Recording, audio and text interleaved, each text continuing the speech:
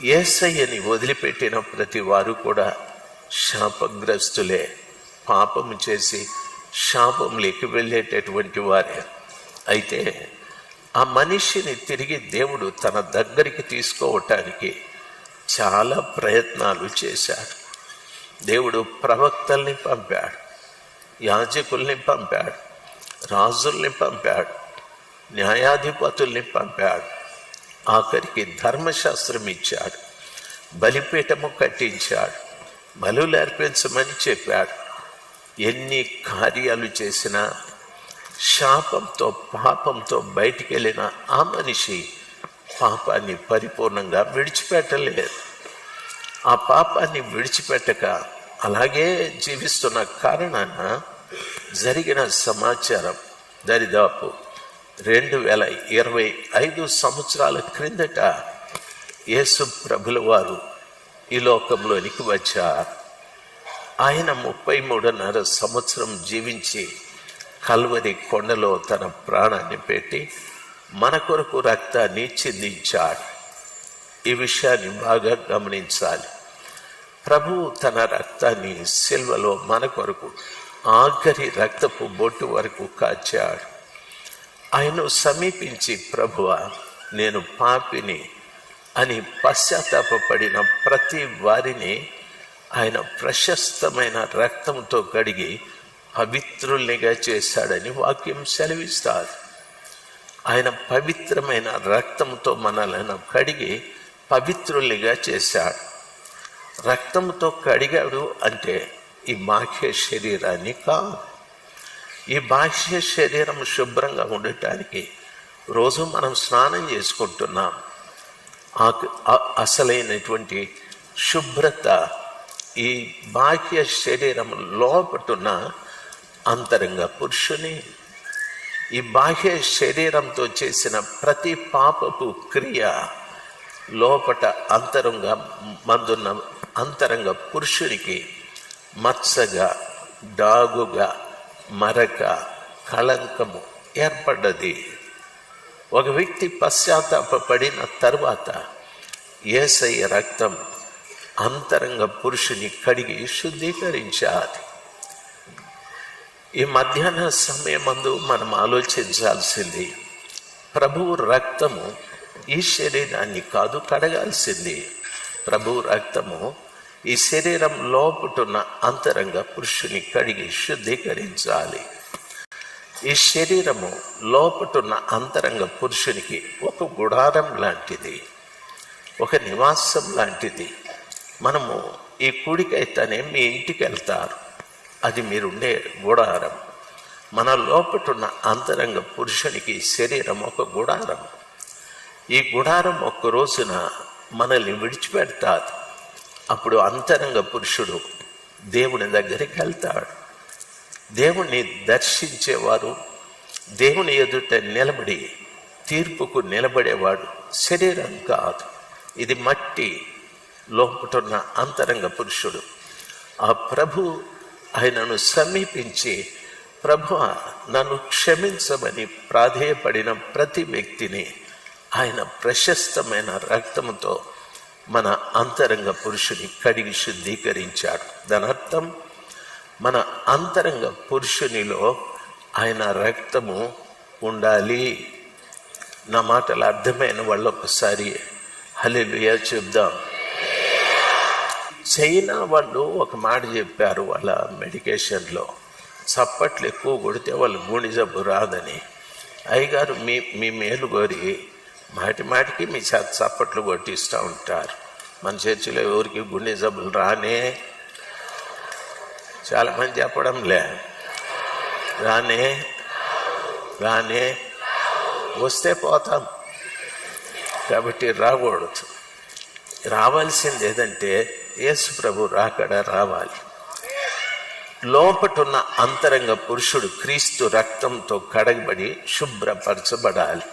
అనగా నా లోపట యేసయ్య రక్తం నిల్వ ఉండాలి, నా లోపల యేసయ్య రక్తం నిల్వ ఉండాలి. అయితే ఇక్కడ చెప్పబడింది, ఒక స్త్రీ 12 సంవత్సరాల నుండి మనుషుని సంఖ్య 6. అయితే దేవుడు ఆ వ్యక్తిని శాపముతో పాపంతో బయటికి పంపేసిన తర్వాత ఎన్నో కార్యాలు చేశాడు. సిలువలో కార్చిన రక్తముతో అతన్ని కడిగి పవిత్రపరిచాడని చెప్పాను. సిలువలో యేసు ప్రభుల వారు తన రక్తాన్ని చిందించటానికి 5 గాయములు తన వీపంతా దున్నిన చేనిలాగా చేశారు. ఆయన చేతుల్లో మేకులు, ఆయన పాదం మీద మేకు, ఆయన శిరస్సు మీద ముళ్ళ కిరీటం.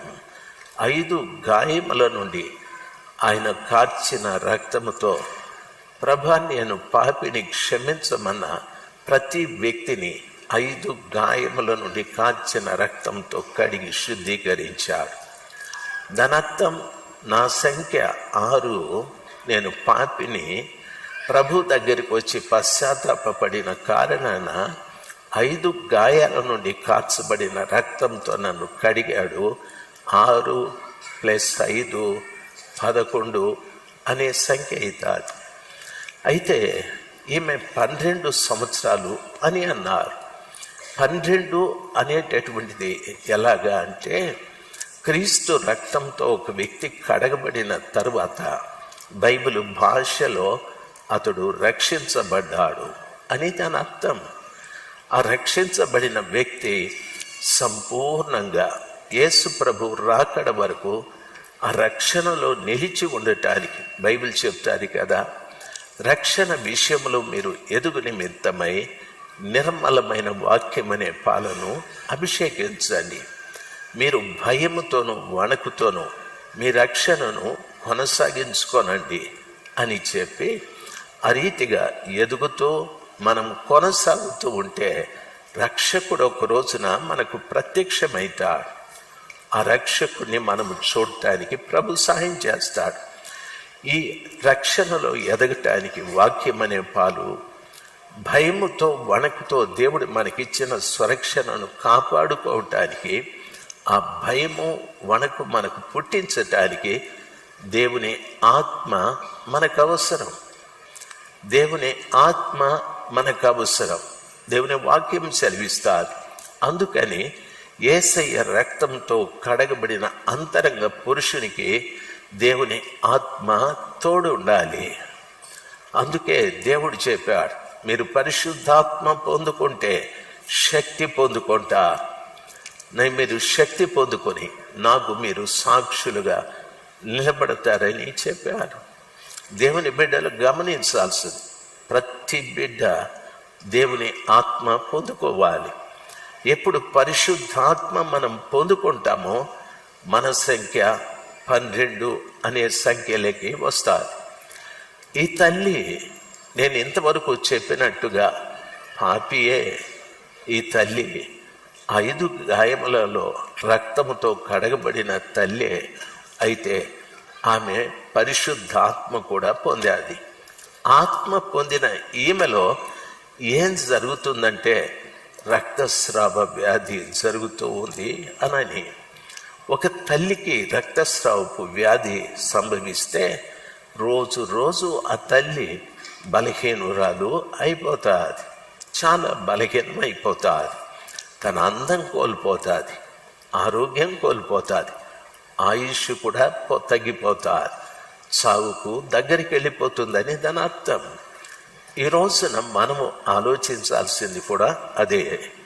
ప్రభుల వారి పిల్లలుగా నేను రక్షించబడ్డాను, నేను ఆత్మ పొందాను అనుకునే ప్రతి బిడ్డలో రక్తస్రావపు వ్యాధి కలగకూడదు.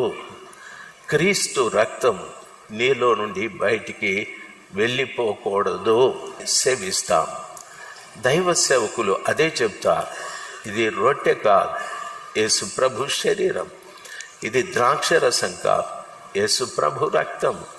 దయచేసి జాగ్రత్తగా దీన్ని తీసుకోనండి అని చెప్తారు. నా మాట ఏమిటంటే, నీలో ప్రభు రక్తం నిలిచి ఉందా? ప్రభు రక్తం ఆమెలాగా స్రవించదా? చెప్పబడిన మాట ఒక స్త్రీ అని అన్నారు.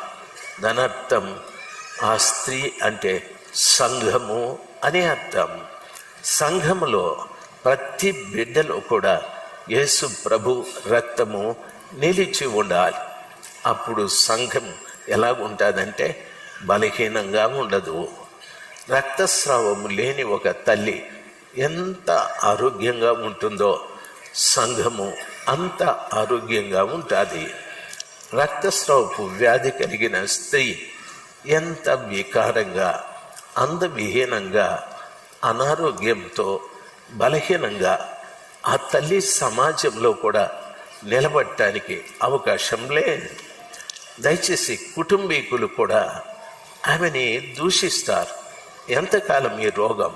బైబిల్లో చెప్పబడిన మాట, ఎవని చేతను ఆమె స్వస్థత పొందనిదై అని వాక్యం సెలవిస్తారు. సంఘాన్ని బాగు చేయటానికి లోకంలో ఏవేవో కార్యక్రమాలన్నీ సంఘంలో ప్రదర్శిస్తూ ఉంటారు. ఎవ్వడు కూడా ఏ కార్యం కూడా బాగు చేయలేదు. బాగు చేయాల్సింది యేసు ప్రభుల వారు ఒక్కరే. హల్లెలూయా. చూడండి, తనకున్న రోగమును బట్టి ఆ తల్లి భయపడుతూ ఉంది. మనలో రక్తస్రావపు వ్యాధి సంభవిస్తే మొదట మనలోకి వచ్చేది భయం. భయం. ఈ భయం ఎక్కడ ప్రారంభమయ్యాదంటే ఏదెను తోటలో ప్రభు వారిని పిలిచినప్పుడు భయపడి చెట్ల చాటుకు వెళ్ళి వారు అంజరపు ఆకులతో కచ్చడాలు కట్టుకున్నారని చెప్పబడింది. భయం అక్కడ ప్రారంభమయ్యా.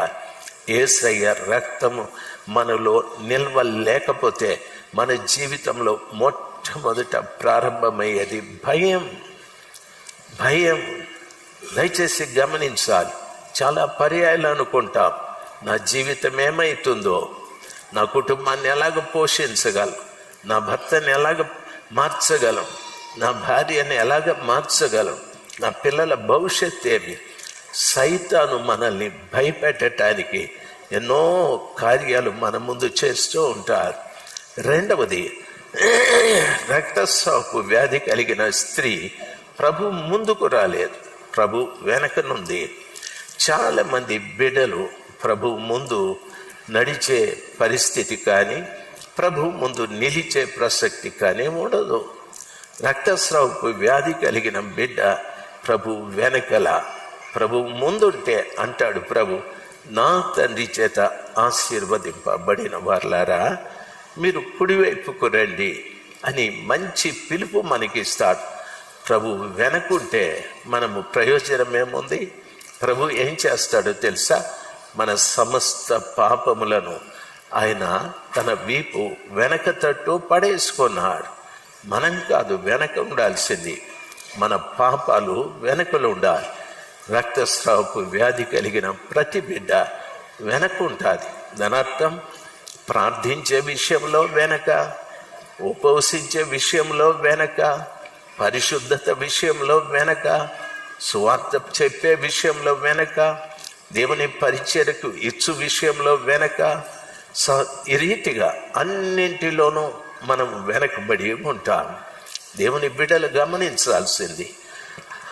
అయితే బైబిల్ సెలవిస్తాది. ఆమె ఒక మాట అనుకునింది, ఏమనో తెలుసా? నేను వెళతాను, వెళ్ళి ఆయన వస్త్రపు చెంగును ముడతాను, నేను స్వస్థపరచబడగలను అనని. దేవుని పిల్లలు బాగా గమనించాలి. ప్రభుల వారి వస్త్రాన్ని ముట్టాది, ఆమె బాగుపడ్డది. ప్రభు అంటున్నాడు, నన్ను ఎవరో ముట్టారు, నాలో నుండి ప్రభావము బయటికి వెళ్ళిందని. ఈ మాట కూడా గమనించాలి. ప్రభుల వారి యొక్క ప్రభావము మనలో ఉంటే రక్తస్రావపు వ్యాధి కలిగేది కాదు. ప్రభు యొక్క ప్రభావము అంటే ఆయన సామర్థ్యత, సర్వశక్తిమంతుడైన దేవుని యొక్క సామర్థ్యత, ఆయనకున్నటువంటి గొప్ప సామర్థ్యత నాలో ఉండాలి. దేవుని పిల్లలుగా మీకు నా మనవి, ఈరోజున నీవు ముందుంటున్నావా లేక వెనకుంటున్నావా? ఈ రోజున నీవు భయపడుతున్నావా, ధైర్యంగా ఉన్నావా? ఇప్పుడు ఆమె రక్తధార కట్టెను. వెంటనే యేసు ప్రభుల వారు నన్నెవరో ముట్టారు. పేతురు గారు అంటున్నారు, ప్రభా, ప్రజలు క్రిక్కిరిసి నీ మీద పడుతున్నారు కదా, నన్నెవరో ముట్టారంటున్నారేమి అని. నిజంగా మనమంతా క్రిక్కిరిసి ప్రభు దగ్గరికి వచ్చాం, మంచిదే. అయితే రక్తస్రావపు వ్యాధి తల్లి ఆ చెంగును ముట్టిన కారణాన ప్రభు ఆమెలోకి ప్రభావాన్ని పంపాడు. ప్రభావం అంటే సొలొమోను గారి గురించి మాట్లాడేటప్పుడు ఆ షేబా దేశపు రాణి విషయంలో ఆయనకున్న ప్రభావమును బట్టి ఆమెకు కానుకలిచ్చాడు అంటాడు. దానర్థం సామర్థ్యత. యేసు ప్రభుల వారి యొక్క సామర్థ్యత మనలో ఉండాలి. అనగా మనకందరికీ అర్థమవటానికి ఆయన బలం మనలో ఉండాలి. ఆయన బలం అంటే దేవుని వాక్యం సెలవిస్తారు. యేసు ప్రభుల వారు ఆశ్చర్యకరుడు, ఆలోచనకర్త, బలవంతుడైన దేవుడు అంటాడు. ఆయన నాలో ఉండాలి. రెండవది, ఆయన బలం పరిశుద్ధాత్మ మీ మీదికి వచ్చినప్పుడు మీరు శక్తి పొందుకుంటారన్నాడు. బలం. మూడవది, దేవుని వాక్యం సజీవమైనది, అది బలము గలది అని అన్నాడు. వాక్యం మనలో ఉండాలి. దేవుని సామర్థ్యత నాలో ఉండాలి. వాక్యం ఉండాలి, ఆయన ఉండాలి, పరిశుద్ధాత్మ ఉంటే నాలో రక్తస్రావపు వ్యాధి ఉండదు. నాలో రక్తస్రావము ఉండదు. రక్తస్రావపు వ్యాధి కట్టబడుతుంది. దానర్థం యేసు రక్తం నాలో నిరంతరము నిలిచి ఉంటారు. ప్రభు రక్తం నిలిచి ఉంటే నాలోనికి ఏ అపరిశుద్ధత వచ్చే ప్రసక్తి లేనే లేదు.